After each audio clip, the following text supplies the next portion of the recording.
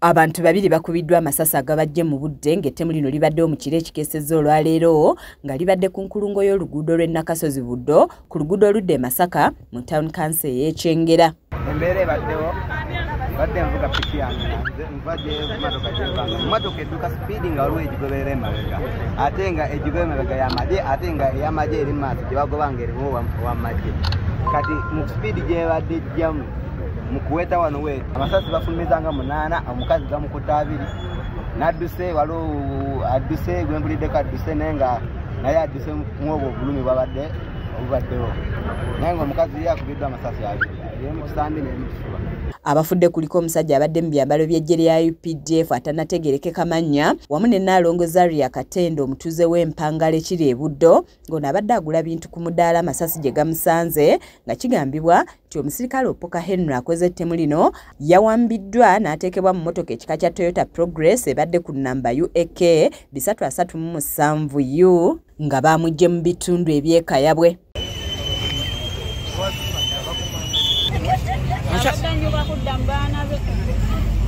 Kigambibwa nti omugenzi attiddwa abadde mu byambalo by'amagye yawambye Opoka ng'ali ne banne abalala 3 nga baamugye mu bitundu eby'ekayabwe wabula bwe baatuuse mu bitundu by'Empigi 2 ne bava mu mmotoka olwo Opoka n'asigalamu n'2 nga bwe baatuuse ku ludda e Buddo ne baweta olwo kwe kwerwanako n'abajjako emmundu n'akuba ddereeva amasasi nga waliwo n'omulala eyabadde agezaako okudduka n'amwerekereza amasasi nga gano ge gaakutte Nnaalongo Zaria eyabadde agula ebintu.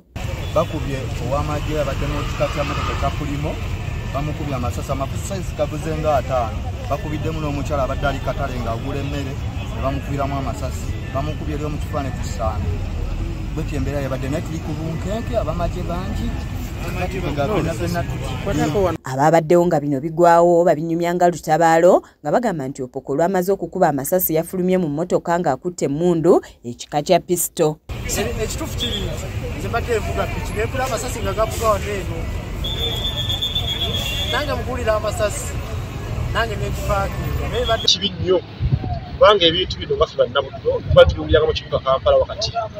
naye bannabuddo bonna bali mu kutya batukweraliikirira. Poliisi ezze ne yeekebejja ekifo n'oluvannyuma n'eggyawo emirambo nga n'Opoka yakwatiddwa n'atwalibwa ku poliisi ey'e Nakasozi Buddo gy'amaze ekiro ekikeesezza olwaleero.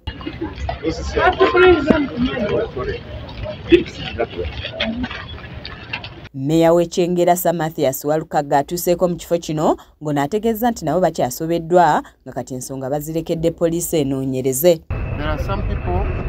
Two people dead. We don't know what has caused that incident, but it is alleged that there is 2 vehicles, one Market and UAS Progress. We don't know whether they have got a misunderstanding, but the police is still doing investigations. So let us wait for the police to investigate, then we shall get to know what has caused this incident. Kizza Peter yakusakidde eggulire lino ku lwa KSTV agaleero.